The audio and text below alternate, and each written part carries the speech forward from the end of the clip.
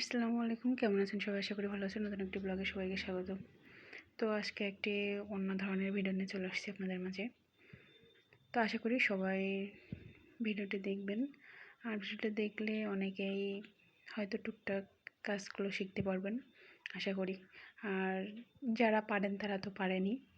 যাই হোক, আমিও তেমন পারি না।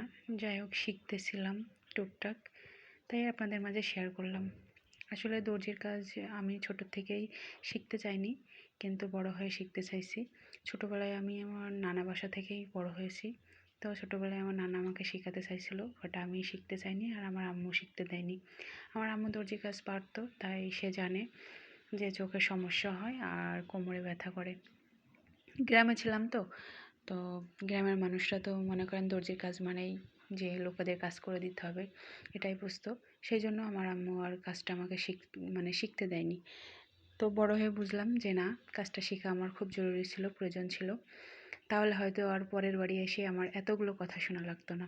এক দর্জির কাজ শিখতে পারি নাই বলে, শিখি নাই বলে, জানি নাই বলে আমার নিয়মিত শুনতে হতো আমার কোনো গুণ নাই। আমার সব গুণ থেকেও আমার এই গুণটা নাই বলেই আমার সবসময় শুনতে হতো যে আমার কোনো গুণ নাই, আমি কোনো কাজ পারি না, শুধু দর্জির কাজ পারি না বলে।